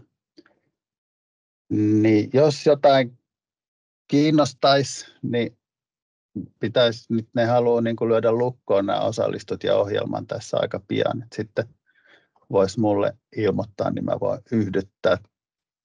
yhdyttää sen sitten näiden järjestäjien kanssa. Me ei olla siis tässä mitenkään järjestäjinä. Se on tuo tieteellisen seuraajan valtuuskunta, mutta minusta olisi olla mielenkiintoista, jos siellä olisi niin kuin tällainen, Rotarit on vähän niin kuin erilainen toimija tai tällainen kansalaistiedeosallistujajoukko kuin ehkä sitten tyypillisesti jotkut tällaiset niin kuin perhosharrastajat tai tällaiset. Se voisi olla mielenkiintoista. Että jos joku uskaltaisi tässä vaiheessa sitoutua, niin viestiä mulle. Kiitos. Kiitos Matti, tämä on tosi mielenkiintoinen. Säkin varmaan lähetät nämä slaidit mulle, niin mä voisin laittaa vaikka just tämän osallistumiskutsun meidän Rotareiden Facebookiin tai niin sitten laitettaisiin siihen myöskin sun yhteyshenkilöt. Mihin mennessä sun tarvitsisi ilmoittaa tuonne tieteenpäiville?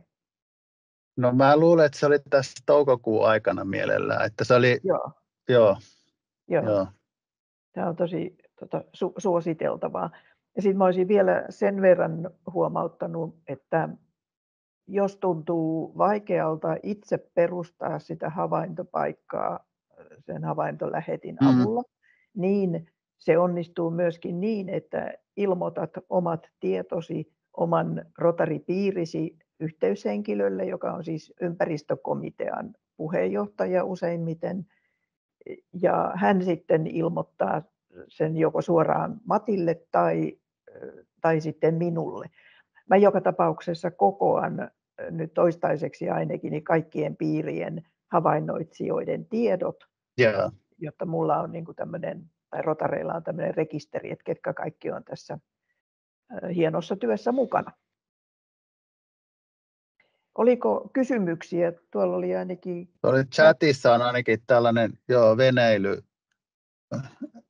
että se on, siis jos haluaa tälleen satunnaisilta paikoilta tehdä havaintoa, niin se tietenkin onnistuu, sitä voi tehdä sillä, niitä voi niillä havaintolähetin lähettää, ja niistä on siis sikäli hyötyä, että ne kyllä näkyy tuolla Järvin merivikissä sitten, että täällä on havaittu tai levää tai täällä ei ole havaittu, ja niitäkin katsotaan, kun tehdään sitä viikkokoostetta, niin tällaisia kansalaisilta tulleita niin sanottuja niin kuin tavallaan satunnaishavaintoja tai havaintoja, jotka ei ole mukana siinä niin kuin virallisessa seurannassa, niin niitäkin niin kuin katsotaan ja niistäkin näkee, että okei, tuolla päin on nyt ollut niin kuin yllättävän paljon tullut havaintoja sinilevästä.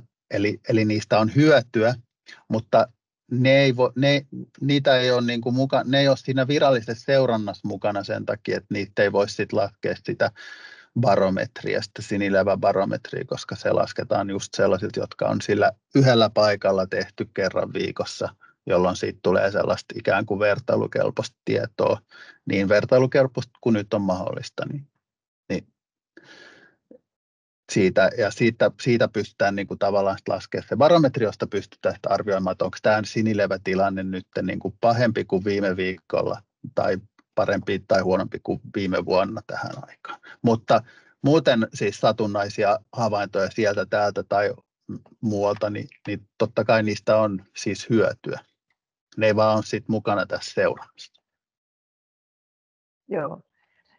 Mulla on vielä semmoinen kysymys. Mä olen seurannut tämän Suomen ekosysteemiobservatorio-hanketta ja sen perustamista. Niin onko nämä sinilevähavainnot,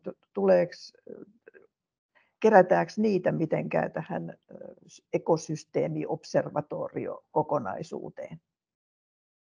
Tiedätkö sä, Tirpa?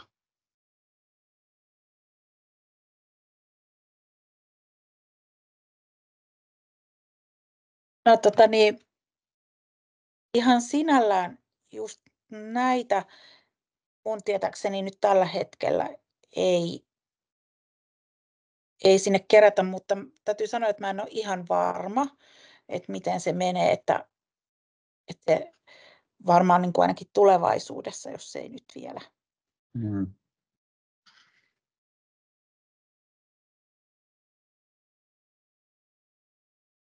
Kansalaistiedettä kuitenkin teemme tältä osin. Rotarit, ja tosiaan lämpimästi toivotan tai kannustan, että useat rotarit ilmoittautuisivat tuohon paneelikeskusteluun tieteenpäivillä. Se on hieno, fiksu ehdotus. Joo, siis yksi vaan sinne mahtuu. Siinä oli niin kuin tulossa 2 muuta jotain kansalaistiedeprojektia. Että yksi olisi niin kuin rotari havainnoit tai kansalaistieteilijälle, niin kuin, että joo. Sitten tietenkin yleisöä voi mennä sitten, mutta siihen keskusteluun tarvittaisiin 1. Selvä. Hienoa, palaamme siihen asiaan. Mutta nyt ollaan kuultu nämä perustiedot, ja tosiaan vielä kaikille tiedoksi, että myös multa voi kysyä neuvoja ja sitten Matilta ilman muuta. Ja tavoite on se, että meillä olisi, oliko se niin, että 3.6. alkaa? Sillä viikolla, joo. Joo, niin olisi hyvä saada nämä uudet havaintopaikat, tai siis testatuksi omat viimevuotiset paikat sekä uudet paikat perustetuksi hyvissä ajoin ennen 3.6. päivämäärää ja päästään vauhtiin. Mä kiitän lämpimästi Sykeä taas ajasta ja kaikkia mukana olevia rotareita. Ja viikon päästä tähän samaan aikaan käydään sitten Suomen järvien tilanteen kimppuun. Ja katsotaan, tai käydään samat asiat läpi siellä ensi viikon päästä. Hyvää illanjatkoa kaikille ja kiitos oikein paljon. Kiitos. Kiitos. Hei hei. Kiitos. Kiitoksia. Hei hei. Kiitos. Hei.